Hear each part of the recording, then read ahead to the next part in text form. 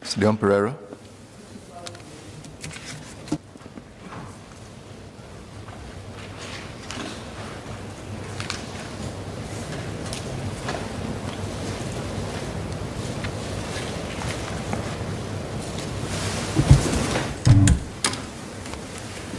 Got it right this time.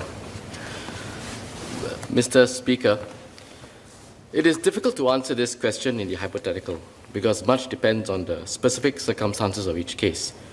A non-exhaustive list of such factors could include the nature of the property acquired, the nature of its heritage value, the possible immediate uses, the possible need for works to be carried out on the property, whether the government assesses that it should keep the property vacant while the various factors are being assessed, or whether it is possible or appropriate for the property to be put to some interim use.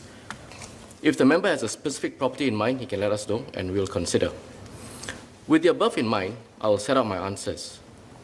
Sir, state lands which are not required for immediate development can be put to interim use through tenancy agreements or temporary occupation licenses or TOLs.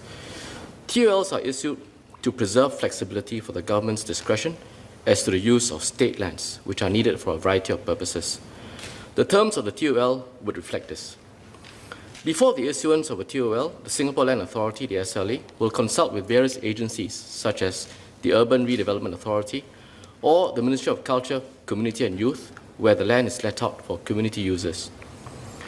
TOLs are short-term instruments.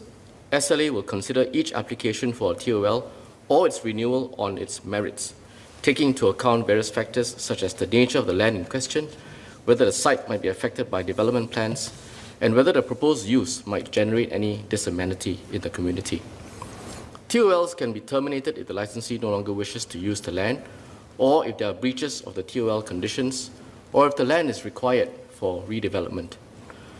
SLA will consider all requests for passing on of the TOL from a deceased person to surviving relatives. Cases will be considered on their merits, the context of the person or persons applying, and whether there are other relatives as well as other factors. Thank you, sir. Mr. Pereira. You can keep your SQ short. Thank you, Mr. Speaker. Just very briefly, I thank the Minister for his answer. I just wanted to clarify that in the case of TOLs issued to sites which have been slated for future redevelopment, sometimes the terms are very short. Where possible, would the government consider, rather than 1 year, say 2 year or 3 year extensions, where there is a strong heritage case and where heritage groups have made that argument? That's the first clarification. Second and last one, does the government work with heritage groups to take their inputs into account when making these TOL decisions? Thank you.